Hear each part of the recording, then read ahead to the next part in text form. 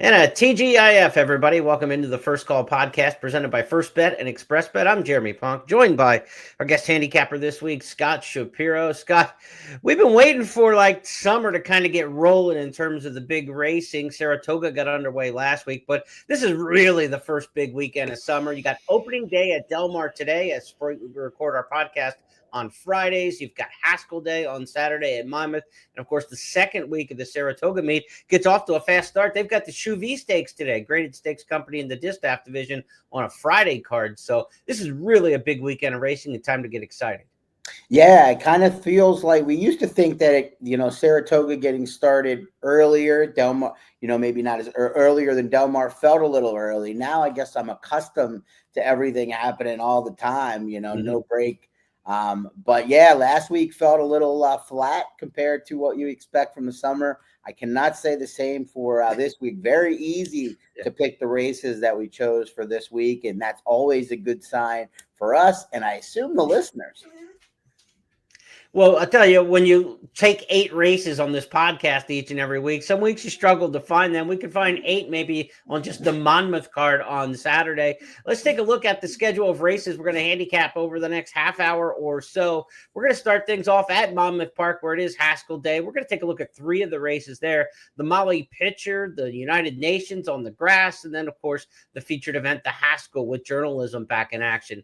At Saratoga on Saturday, they're a week out from the Jim Dandy. This weekend's card, though, doesn't take much of a back seat. You've got the Caress Stakes for the Turf Sprint fillies. You've got the Coaching Club American Oaks for the 3-year-old fillies on the main track. And the Vanderbilt, the Alfred Vanderbilt, one of the top sprint races so far this year in the Breeders' Cup Sprint Division. Really good-looking field for the Vanderbilt. And out to Del Mar, where it'll be day 2 of the summer meet, the Wicker Stakes and the San Clemente. A couple grass features there. The San Clemente for the 3-year-old fillies.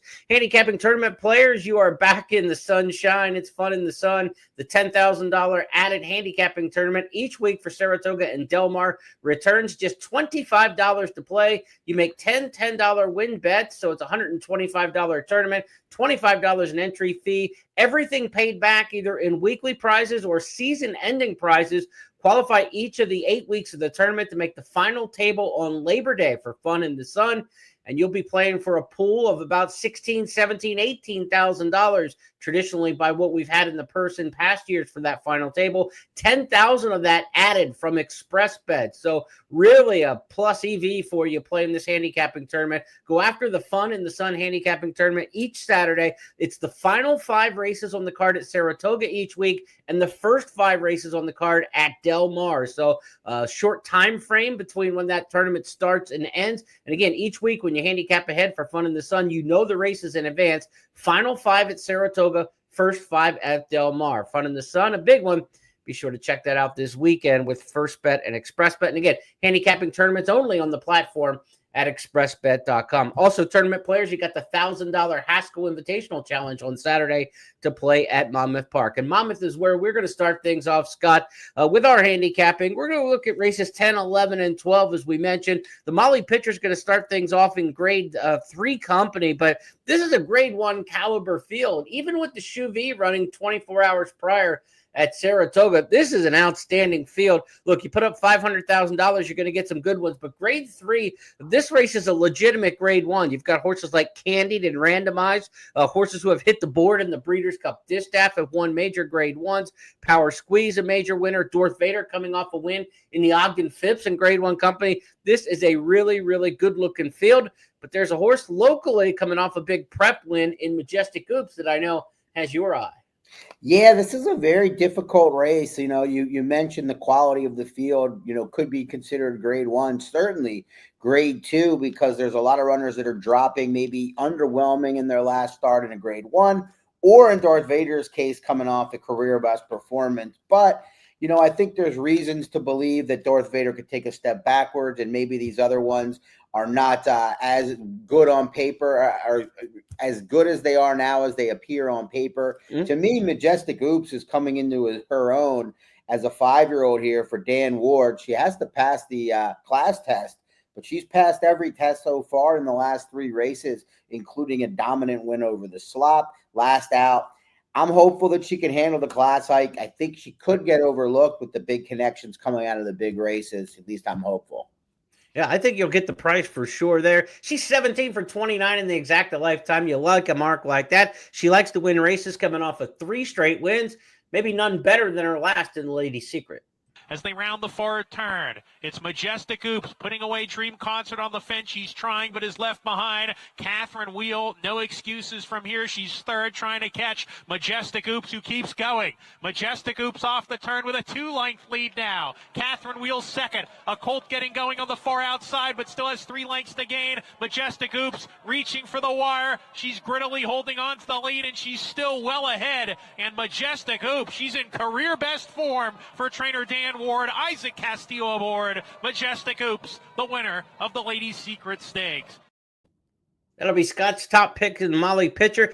I give Candide a big shot in here, but it's Pletcher and Irad. You're probably getting an underlaid price here. I thought she got back on the beam nicely last time out in the Hilaire DuPont on the undercard of Preakness weekend. And look, when the Preakness was going, it was all about journalism. Eclipse Thoroughbreds brought Candide along for the ride, and she picked up the purse money of the Hilaire DuPont. More money on the line here. She's also traveling with journalism. I kind of like that when Barnes bring another one along for the undercard. So Candide going to be tough in there, but I think you're going to get a way underlaid price probably on a relative chance to win the race with Pletcher and Irad teaming up. In fact, not only is Irad Ortiz riding Saturday at Monmouth, also Flavian Pratt, Luis Saez, John Velasquez, a lot of the Saratoga colony at Monmouth on Saturday.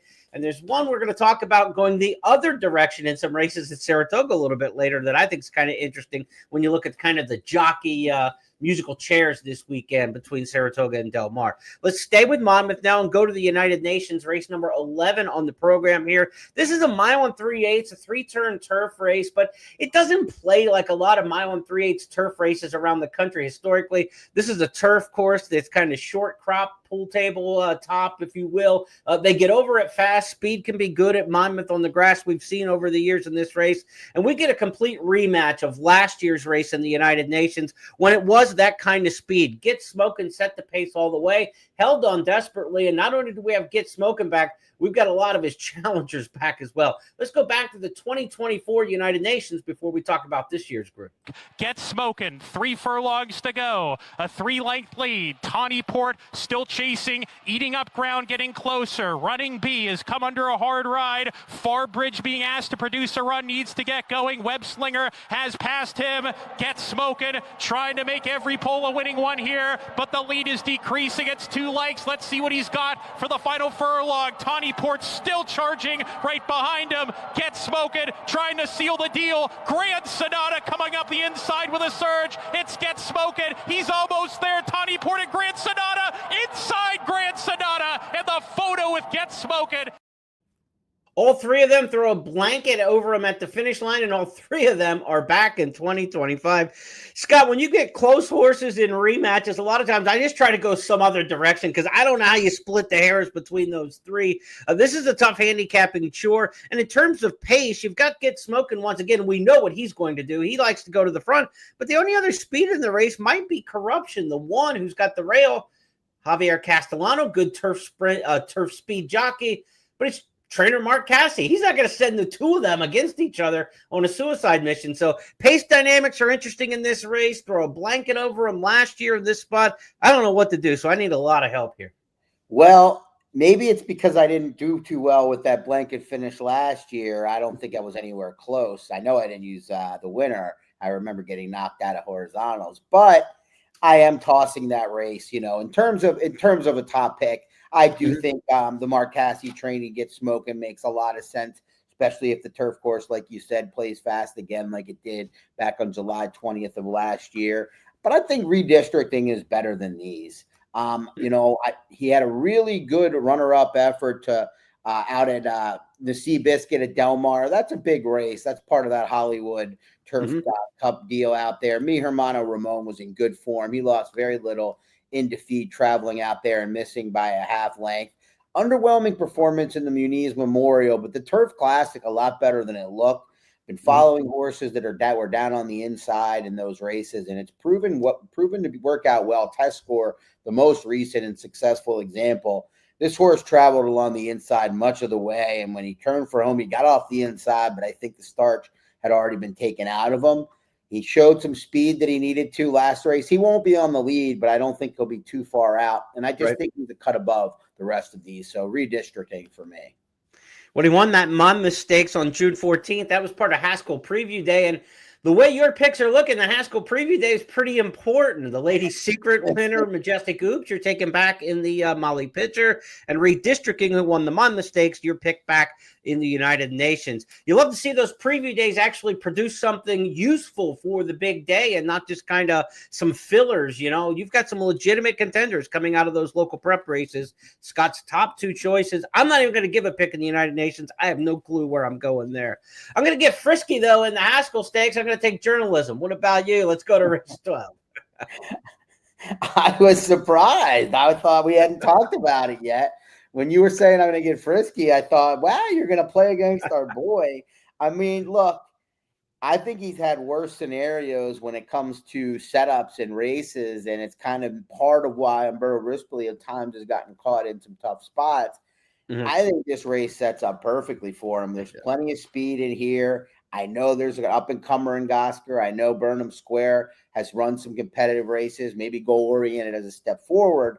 But to me, Journalism, and maybe jumping ahead of things here, you know, talking about more than Journalism, but what has he done wrong ever? You're really hoping for him to throw in the clunker that he hasn't, in my opinion, or Umberto Rispoli to have another poor trip, because I don't think they really needed or wanted at first to come to this race, right?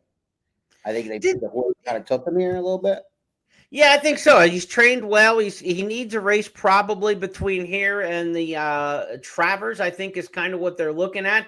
And I think if they get the prep here versus going into Jim Dandy, again, you don't have to beat Sovereignty, but you get an extra week rest versus the horses who will be running in the Jim Dandy next week. So when it comes to the Travers, whereas when he matched up last time with Sovereignty, he was the horse who was coming out of the Preakness and Sovereignty had more rest. He's actually going to be the more rested horse going into the Travers in a potential rematch. I think that might be part of it. If they decided they were coming east for the Travers anyway, just to come east and probably stay east, I think is what they'll end up doing then, and not be bouncing back and forth. I would imagine Journalism will just stay, you know, and go up to Saratoga and train up there for the next month and get ready for the Travers. I would think that would be the plan, and that's why he's here, because there's not a lot to gain from this Haskell Invitational for him. I mean, as far as a 3-year-old champion, horse of the year, any of that sort of thing, this feather in the cap isn't going to do anything towards that, because he's got to beat Sovereignty head up at least once, if not twice, in these upcoming matchups, right? I mean, Sovereignty's already 2-0 against him. If you're looking for any kind of big prizes with Journalism, and when you're already a multiple grade 1 winner, again, as a 3-year-old, this does nothing for a stud value. All that kind of stuff is kind of baked in already for him.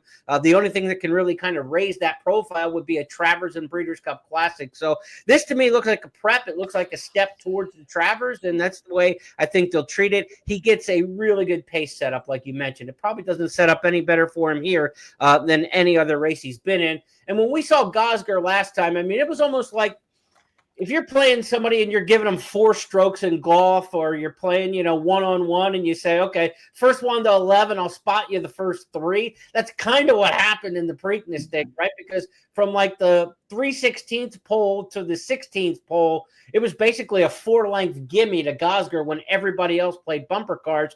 And Gosger, still running a great race that day, wasn't able to hold off Journalism. Hard to think that he'll do it again after what we saw at Pimlico. Journalism is getting closer now. He's behind a wall of horses. He's looking for a place to go, and he's got nowhere to go.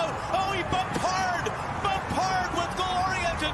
In the meanwhile, Gosker's running the race of his life, and Sandman has entered the scene, and he has moved up on the far outside. Journalism is still running on. He's back into second. He might even win it. Here's the wire. Oh, my goodness. Journalism has won the Preakness Stakes in a performance like you read about. big chance to bounce out of that race, and he didn't in the Belmont. So there's no reason to think that the tread on the tires is worn off here. I think Journalism wins again. The question is, how do we gamble on this race? What are we looking for exacta-wise? If you think the closers have a big chance in here, which they probably should the way the pace sets up, then Burnham Square makes a lot of sense probably underneath in this spot, to me at least. If you think the speed holds at Monmouth on Haskell Day and you like inside speed, the Rails won this race 3 years in a row, and typically the track is souped up nicely for inside speed, then Bracket Buster, I think, is kind of interesting for the exacta underneath. So for me, it's Journalism over Bracket Buster, Burnham Square, those kind of plays if you're looking at an intra-race. But for me, this is probably more of a multi-race bet where you're just singling and trying to get through it here for the Haskell. Of course, multi-race bets, we've got a Haskell hit and split, pick 4, pick 5, with $5,000 in additional cash on the line when you play those races with First Bet and Express Bet this weekend. So I think you just take Journalism as the single in those pick 4s and pick 5s that, again, have $5,000, $2,500 in each of those pools in additional money that you can take down when you play with us. So that's the way I'll look at this race. I'm not looking at playing exactas in here, but if I was, Burnham Square, Bracket Buster underneath for me. How about you? Yeah, I don't find it a great betting race, like in terms of verticals either, because I'm not convinced, overly convinced in any of the next tier of horses, which I think are Burnham Square, Goscar, and Goal Oriented. I think Goal Oriented as well as Bracket Buster are likely up against it from a pace perspective. I think if I had to pick a horse to win the race other than Journalism, it would be Goscar. And I say that because of his ceiling. He's just done nothing wrong. He has the ability to move forward more than anyone in the field, in my opinion. If I'm picking the horse likeliest to finish second to Journalism, I'm picking Burnham Square like you for the trip. And I mean, for the pace and the trip he's going to get. And because of the fact he's had 2 unadvantageous trips in a row. The Derby trip was an obvious one. And then the Matt Winn, he just didn't get any pace to run at. Interesting the way you explain that, because we're on the same page there, whereas Gosgar is the second most likely winner in the race. But if you're playing an exacta, I think a horse most likely to run second, if the scenario plays out the way I think it will, would be Burnham Square. So we're in the same category. I just want to ask you, as a public handicapper and somebody who publishes picks, and I've been in this category, for many, many decades, when you list your horses that you like in a race, if you're giving a 1, 2, 3, for me, it's always been a prediction of the order of finish. So for me, if I was putting this race down, it would be Journalism, Burnham Square, Bracket Buster. That's how I kind of see maybe running the 1, 2, 3. Not the most likely horse to win the race if the top pick doesn't. So for me, I'm always trying to predict the order of finish, but I know all public handicappers aren't necessarily that way. They just kind of put them in their order of who they think will win, and first choice, second choice, third choice. You got to kind of know your handicappers, and hopefully people are kind of honest and forthright with what their strategies are, when they publish picks like that, so that people can properly use them. But for me, I've always been like, if you're saying it's 1, 2, 3, that's how the sucker's going to run. How do you kind of map it out when you put stuff out in the public?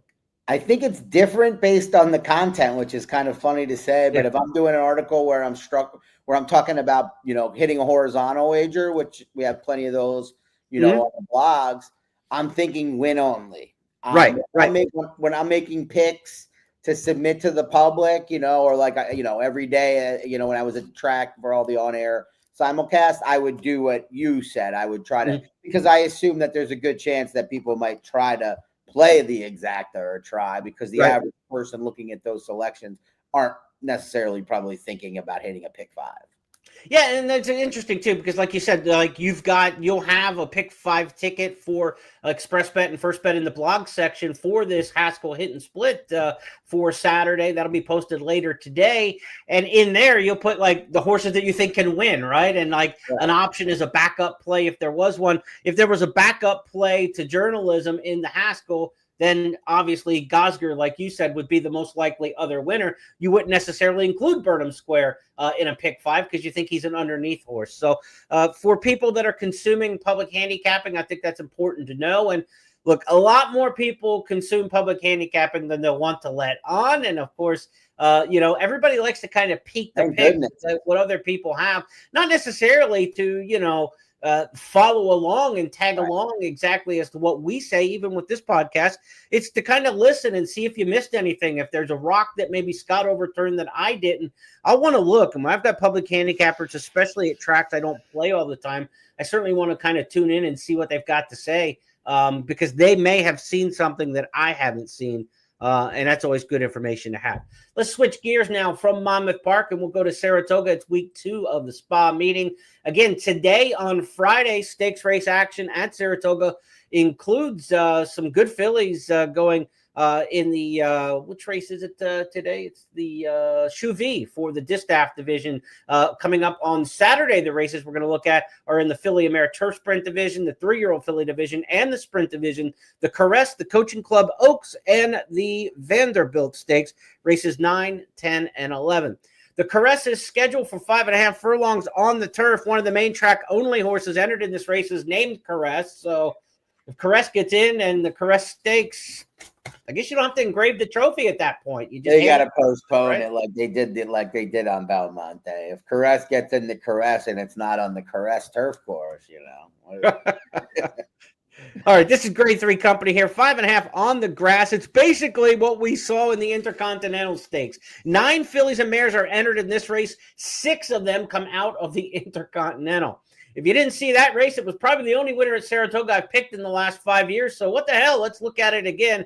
Here is one of my favorite fillies because she got me a win at Saratoga, Pipsy, in winning the Intercontinental. Today, Carry You moves up to challenge in second. Future is Now is in behind horses. Out in the center, Time to Dazzle is finishing with some interest. Wider out, Creed's Gold. Future is Now has room now and is coming fast. Here's Future is Now right to Pipsy with a 16th to go. Pipsy holding firm. And Pipsy all the way in the Intercontinental.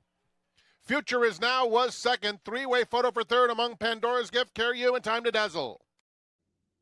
Another blanket finish in a turf sprint, kind of what you expect, but these are difficult to separate. Pipsy kind of got the trip that day, even from post 6, was able to make the lead clear and get over and take them wire to wire. Same kind of trip, maybe from post 6 again in here. A couple new faces that you might consider, though. Number 1, Toopy. This is a filly who can compete on the front end, and that's going to make things a little bit more difficult on Pipsy than maybe she got last time out in the Intercontinental. So I could see the order of the Intercontinental switching up for a few reasons, just because, again, the close finish, you're not guaranteed to get the same kind of trip. And for me, turf sprinters repeating their efforts is really difficult to do. I think they're demanding races because it's breakneck from the time that the gate opens in those races. And I think those horses are tough to repeat and come back and keep replicating big efforts. So I think this is one where maybe Pipsy's a little vulnerable this time, and you're not going to get 5-1. No, but it's interesting. David Aragona, the warning line maker, does have Future is Now as the favorite again. I don't know, moving to the outside of Pipsy. And you said it. I mean, Pipsy, I think, is probably the most talented filly, but she beat him out of the gate last time. I don't know if we can expect to see her get the jump on like that. And, it's one thing to be on the lead by yourself in these races. It's another thing to not really have to work to do it. And you saw in the replay, that mattered in that last 16th of a mile. She kind of had a little bit of another gear that she might not have had otherwise. To me, I'm going to hope for a little bit more of a contentious pace and try that horse on the outside that you saw coming to finish 4th and number 8, Time to Dazzle. Yeah. This is a filly that's 3rd off the layoff. So there's some angles to like here for sure. 3rd off the layoff. I think outside in the clear, you never know how this turf course is going to play. Assuming it's a fair course, in a turf sprint, I have no problem being in the outside to this extent. And I think she can get the right trip here for Dylan Davis. This filly was caught wide when you didn't want to be wide back in the Intercontinental, 4 wide on the far turn, which you really rarely ever want to be on a turf course or any course. And I think that might have been the difference. So if we're going to get anywhere near the 8-1, I like Time to Dazzle quite a bit. Well, Zeitlos in here. This is obviously a dirt sprinter. She ran in this race last year, came from absolutely out of the clouds, ran 5th beat in a length in the Caress last year. She's coming off a couple races on the dirt. It's her 3rd start off the layoff. She was in the Breeders' Cup Filly and Mare Sprint last year. She won the Thoroughbred Club of America at Keeneland against graded stakes sprinters. She's a quality filly. She's got a really good post draw in here because, again, they're going to leave her. I mean, she's going to be last in this field, and she gets to save all the ground. She doesn't have to work her way over. As long as she doesn't get kind of sawed off at any point, I think she's going to break slow enough. That won't be an issue. Zeitlos with one run, maybe trying to get through under Junior Alvarado as a fresh face against all those same fillies coming back out of the Intercontinental. She's a little bit interesting to me, but this is her third start off the layoff, and that form cycle, like you mentioned, can be good for some.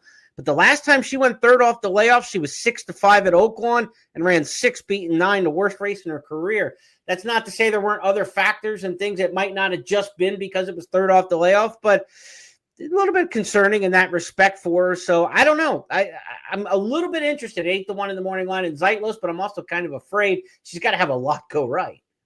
She does, but yeah, I don't know if there's a ton of pace. It's interesting. Steve Asmussen has tried to get her on the turf a couple of times. I think the first one was Kentucky Downs, and then you mentioned the Caress. I don't know what the reason is for that because her races have been a little faster on the main track, and she's won 9 of them. Maybe he has a sense that she can maintain her career going for a longer period of time if she could prove herself now as a turf sprinter. Maybe he just sees these as good shots to take, knowing he's going to get some pace to run at. I don't know. It's interesting entry for sure. He tries this one spot again after kind of randomly doing it last year after winning a race washed off the side. She's got a future as a broodmare, which is interesting. She's still running at 5. She's by Curlin. I have an Australian mare, homebred for Stone Street Stables. This seems like somebody that somebody of significance is going to want to breed to, get some of that damn side pedigree involved. Interesting that again, she's still running well at 1.1 million earned. She won the Ski Pat at Pimlico over Preakness weekend. Maybe they're just trying to get a win on turf out of her in graded stakes company again to help maybe that broodmare value because I think she's going to be very interesting when it comes time to go to that point of her career. That's the Caress Stakes race number 9 Saturday at Saratoga. Let's go next to the 10th race on the card, the featured Grade 1 Coaching Club of America Oaks. Coaching Club American Oaks, $500,000. These are 3-year-old fillies. Last year's champion 2-year-old Immersive draws the rail. The winner of the Acorn Stakes in wire-to-wire fashion, LaCara, draws the outside post in this field of 6. So the 2 favorites are the bookends in here, Scott. We know LaCara's going straight to the front. That's what she does. What do you make of Immersive? After one start so far this year, she was slow to get back to the races, and her comeback race came up a little bit short in that one. Do you see a rebound now? Well, this is a really tough race from a gambling perspective because it looks like a 2-horse field to me, like you mentioned, the 2 favorites, Immersive, LaCara. I have to pick one of them. It's my job. I don't like either of them from a wagering win bet perspective. Right. But to me, LaCara is really, really good when she has things her way. And when not, she's very beatable. Now, last time was one of those times she had things her way, and she was very good in the Acorn. And she likes it here at Saratoga based on her 3 starts. Is Dry Powder? I don't think Dry Powder is fast enough to duel with LaCara, but how much pressure does she put? And then you have Immersive, which who you asked me about and who is my top pick. I get a little worried when these horses don't come back and don't run well. But what, we won't see in the replay coming up is the trouble this filly got into, despite it being a 4-horse field last time out in the Monomoy Girl. I think she, I got to give her another chance as a filly that I think they took their time with. They knew they had good cheer. Now this is kind of her turnaround.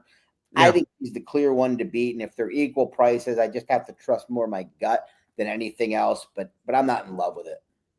Immersive and Take Charge Milady went 1-2 last time out in the Monomoy Girl. As you mentioned, let's get a look at that one. They'll rematch again on Saturday. Oh, Take Charge Milady's short lead. Immersive is now fully extended. Immersive is a neck behind Take Charge Milady. 100 yards to catch her. Take Charge Milady. Immersive down to the wire. Take Charge Milady upsets Immersive. What kind of duel will we have up front? How much can they soften up Lucara? That will be the big deal, I think, in this race. You got Scottish Lassie, who has shown some speed at times in post 3 with Dry Powder you mentioned in the 5. Both are inside of Lucara. And again, a mile and an eighth at Saratoga, fairly unique here on a 9 furlong oval. They have a short run into the first turn, and there's a real scenario where Lucara's 2-3 path going into the clubhouse turn, and that's wasted energy and ground on the first turn by going 2-3 wide. Again, like you said, I don't know how long Dry Powder can keep dueling with her, but if she does just enough to keep her in the 3 path going into the clubhouse turn, that might be enough in ground loss, where Immersive saving all the ground on the rail really has an advantage here with the configuration of the racetrack. So Lucara maybe becomes lone speed if the others don't break, but if anybody floats her at all, advantage goes back to Immersive to me. Exactly. I mean, that's the way I saw it. I think Lucara needs a certain circumstance to win this race, as she's kind of shown. Maybe I'm not giving her enough credit. Maybe you can make excuses for the races more than I have for her one she hasn't won. But I think Immersive kind of showed that she can still battle despite the adversity. Last time out, we never saw her lose. She's 2 for 2 over this oval, and she's tactical enough that Manny Franco is going to be able to put her wherever he wants. I think he's going to be cognizant of getting her off the rail on the backstretch if he can, though. Take Charge My Lady is a horse you can't trust. She runs some really bad ones. She runs some really good ones. We'll see what she can do in here for trainer Kenny McPeak. McPeak won this race last year, of course, with Torpedo Anna, going for back-to-back. He's got Take Charge My Lady. Scott, one last thing about the Coaching Club American Oaks. Not a great betting race, as you mentioned, but it's going to be part of all of the late-day multi-race sequences as race number 10 on the card. Do you single Immersive? Do you go too deep? I know going too deep and doubling the cost of your ticket is difficult to do, but this might be one of those scenarios where it's justified. Or do you just kind of say, this is one where I've got to kind of make a stance? I think it depends what kind of stands you're taking in the other races. If you're keying in on other logicals in the other races, you got to take a stand here. If you like price or prices and, you quote unquote don't want, it depends how confident you are in using the 2 get you out of the race. There's nothing worse. We talk here and feel like, we use them 2. They still have to run the race, and we've seen that not work many times. So that's the part of the equation you never kind of take into account. But it's going to take me liking prices around to use both of them only. If I'm using both, I almost need to make a case for a price too to kind of turn it into a race I'm not focusing on, if that makes any sense. I think I got to live and die with Immersive on Saturday, whether I love it or not. All right. Top pick in there, Immersive for Scott in the Coaching Club Oaks. Let's go to the Alfred G. Vanderbilt, race number 11, 6 furlong sprint here, grade 2 company. This is our express bet race of the week, so be sure to check out my analysis of that in your email inbox each and every week. This is a field that's got some strong record at Saratoga overall. Combined, they've made 22 starts at the Spa with 10 victories, so almost 50% win rate among some horses that are very familiar at running and winning at Saratoga, including a rematch of the True North Stakes, where it was Bookham Dano and Mulligan back in June during the Belmont Stakes Racing Festival. That was over the track here at Saratoga, a 1-2 finish that day. Mulligan had the lead. Bookham Dano had his number. Mulligan in front as they turn for home. Chasing gamely is Bookham Dano in second. Surveillance on the outside. 1 furlong left. Mulligan. Bookham Dano alongside. Bookham Dano and Mulligan. Bookham Dano, Mulligan. Mulligan, Bookham Dano in a thriller. Bookham Dano wears him down. Bookham Dano under a perfect ride from Paco Lopez to win the True North. Mulligan was second, and Crazy Mason unleashed a late kick. Now, Frank Miramati mentioned Paco Lopez in that race called with the perfect ride last time. I think this is really, really interesting that Paco Lopez is staying here with Bookham Dano. You say, well, why wouldn't he? It's Haskell Day at Monmouth where he's the top jock, and there are stakes up and down the line. I know Paco wouldn't have a big mount in the $1 million Haskell, but he would have a lot of money to ride for on that card up and down the lineup. He is at Saratoga honoring the mount on Bookham Dano, who got him the victory last time out in the True North. It's not a horse he's ridden throughout his career. He's only ridden him in his last 3 starts. So that tells you he wants to stay with him. And this is only a $400,000 race to Vanderbilt. So you're not giving up Haskell Day for the share of a $400,000 race. you're getting this horse towards the Breeders' Cup Sprint. You're hoping you've got a big money event, a big money race down the line. I like Bookham Dano right back because Paco Lopez is staying with him here. I think it's a very interesting rider angle when the top jock at Monmouth is giving up the entire Haskell card. I think there's some significance to it. He rides Futurist now as well. That's the only thing to take note of otherwise. But it's a very good point, a really good one, because it's not as if this is a 3-year-old, running in a prep race for the Kentucky Derby. There's limit. This is limited what he could be thinking here to get.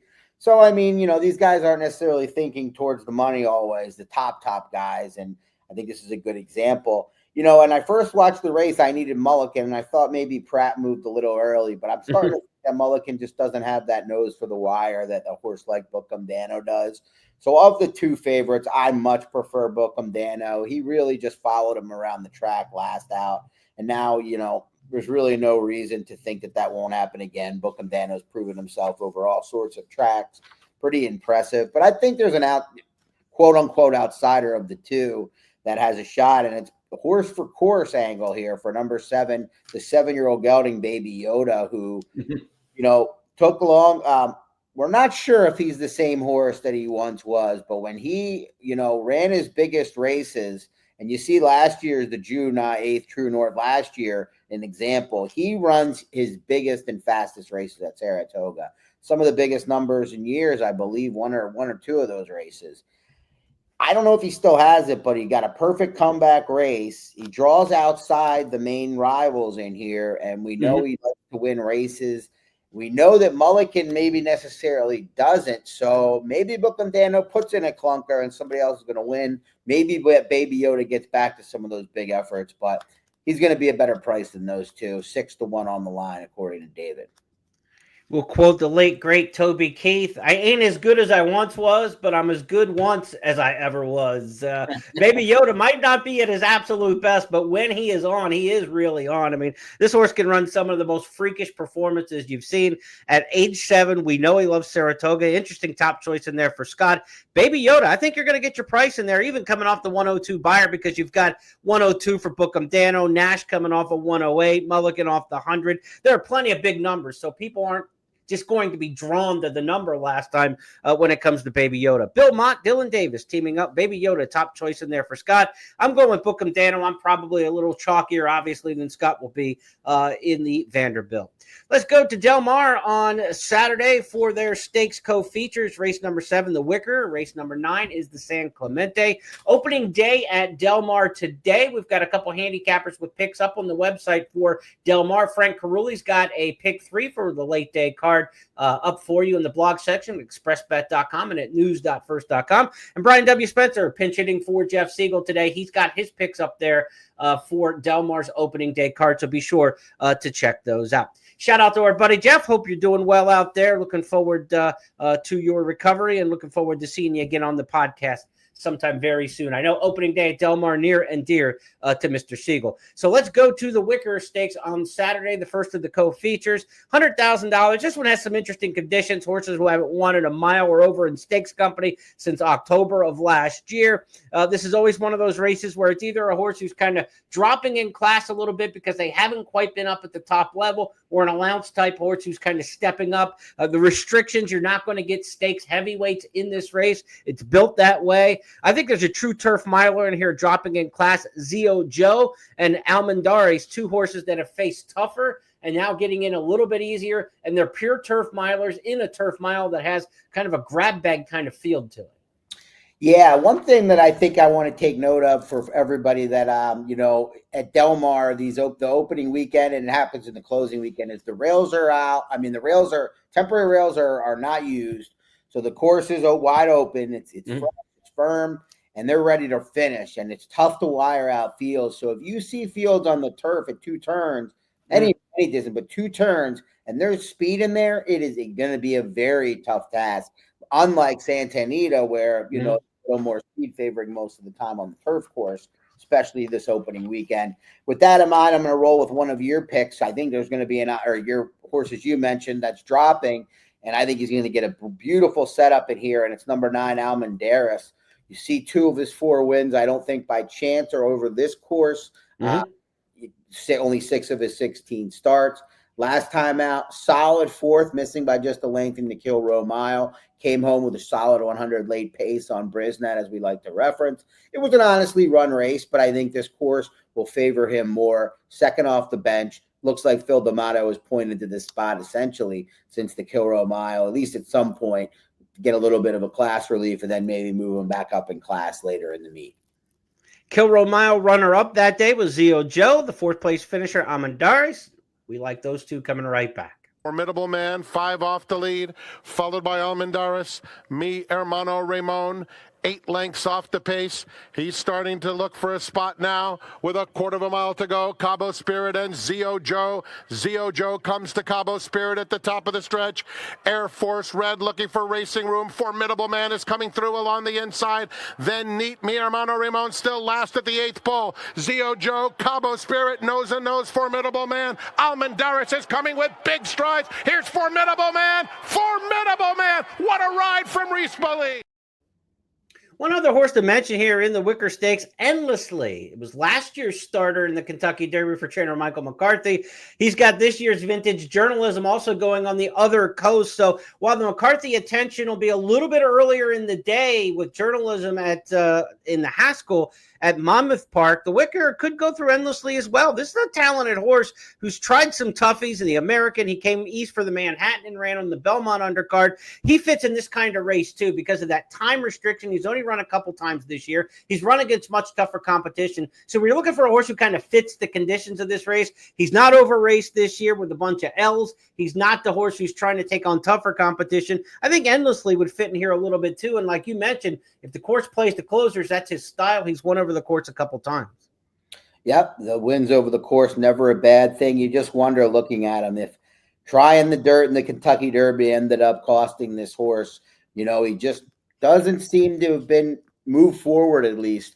I mean, they thought this horse was the next great thing, and, you know, I don't blame them, to the point where they had to give him a shot in the Derby. We'll see. You know, the blinkers going on, the far outside draw, that doesn't really it's not a ringing endorsement to me, adding blinkers here, but I've been wrong about that in the past. Maybe the mile's the reason they're going to the blinkers. Got to get him up into the race a little bit more and have him a little sharper. He probably wants farther than this. I mean, his wins at a mile back when he was a 2-year-old, that was actually a long race for a 2-year-old, you know. So you can't say he's a miler, certainly looking at his form. And maybe they're trying to make him a miler here because of the class fit. You know, it fits better at this level. San Clemente Stakes race number 9 is for 3-year-old fillies, grade 2, going a mile on the turf as well. That's the 9th at Del Mar on a Saturday. I think a couple horses in here that are going to get some pace to close into, both trained by Jonathan Thomas. I'm kind of torn between the 1 Will Then and the 3 As Catch Can. I think they're both closers for a barn that has done a good job shipping to the West Coast in the past. I like Jonathan Thomas with the 1 and the 3 in here. I'm going to try to get by with both of them in the multi-race bets, looking at the San Clemente, the 9th on Saturday. Who do you like in here, Scott?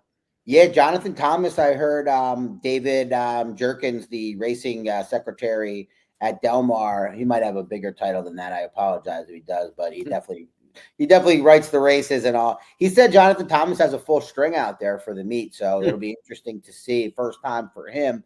You know, I just spoke about how I want to try to use closers, and I'm going to be very hopeful with a plenty of speed sign on, like you said, that my filly is not a need the lead type. It looks on paper like she is, but Hector Barrios rides this course just about as well as anybody at this point. And I'm hopeful that he can find a way to relax her. He's got a couple wins over this track, and both of those were right off the pace, couple of lengths off the pace. I think that trip can win here. Don't love the play. I just don't love the Thomas horses to win. The Mike Smith move from Rispoli, no disrespect to the Hall of Famer, but that's a downgrade at this point in their career, especially along the inside. Yeah, Vince Shamano will ride to 4 As Catch Can. Thought process, your top choice in here. I love this filly last year as a 2-year-old and going into the Breeders' Cup Juvenile Fillies Turf. I thought maybe she could beat Lake Victoria. That didn't happen. Nobody was beating Lake Victoria in that edition of the Breeders' Cup Juvenile Fillies. But that was the last we saw of Thought Process until she returned in June at Santa Anita. So if you haven't seen her in a while, she looked as good coming back as she did leaving. Then Innovative third, coming to the 8th pole. And Thought Process is long gone. Thought Process clear by 7 lengths now. Innovative is trying to get into second on the outside, but it was a one-horse race on paper and in reality. Thought Process cruises, wins it by 6. Second is a very close photo between Innovative and Hey Little Lady. Umberto Rispoli was aboard that day. They go back, though, to Hector Barrios, her jockey, as a 2-year-old. Rispoli, he's got a little business to attend to in the Haskell aboard his money ticket, meal ticket being journalism. Rispoli also rode Will Then, as you had mentioned. He also rode Jungle Peace last time out in the honeymoon and won the Senorita with that one 2 starts back. So he had his hands on a lot of the horses in this race that are being passed around here now with him out of town. So we talk about that musical jockeys from Saratoga to Del Mar, but Rispoli not being there on Saturday at Del Mar certainly has a major impact on the San Clemente field. A lot of speed in here. Silent Law from the outside for Baffert coming off the dirt. Jungle Peace, Amarita, Thought Process. I just hope one of these Thomas horses, I don't think either one's a world beater, but I just think they're going to get the right setup. I'm going to try to get through the 9th with the 1 and the 4 in there for trainer Jonathan Thomas. That's going to wrap up our handicapping of our 8 stakes races around the country. Want to remind you that we've got not only that $5,000 late pick 4 and pick 5 hit and split, $2,500 in each pool for Haskell Day at Monmouth on Saturday, but we also have a couple other promos at Saratoga. We're calling it the Saratoga Sevens this week. Race number 7 on the card every day this week. You can get up to a $10 money back special on your win bet if your win bet finishes 2nd or 3rd. So race number 7 at the Spa, you can jump in on that today, on Friday, Saturday, Sunday this week. That's our weekly promotion. Race 7 at Saratoga, $10 money back special. Sunday is Woodbine Oaks Day. We won't handicap that for the podcast, but you'll get Scott's handicapping help for that on Sunday morning. Be sure to check out the blog section, expressbet.com, and at news.first.com on Sunday. Woodbine Oaks, late pick 4, will have a $2 million first reward points hit and split attached to it. So good reason to play that coming up this weekend. Scott, fun in the sun and a lot of fun in the handicapping as we get rocking and rolling. Saratoga, Del Mar, and Haskell. This is about as good as it gets for a Saturday in summer. Yeah, we're starting to feel the build up to the Travers, obviously, this weekend with the Haskell. That's the biggest race. I know it looks like it could be a huge one this summer. One thing, final handicapping note, and it kind of references back to the point you just made. Don't get confused and don't overthink jockey decisions this week. I think it can be a useful tool to kind of think about why the horse at California might be on the certain horse. This week, it's all off. We mentioned Paco's not at Monmouth. He's at Saratoga. Rispoli is at, Saratoga or at Monmouth. I would toss that out the window. Don't let that be a factor this week. Maybe you can catch a good price because of it. All right. On behalf of Scott, I'm Jeremy. Have a great weekend, everybody. Salute to our pal Jeff, and we will talk to you on Tuesday when I return for the It's Official podcast. Have a great weekend.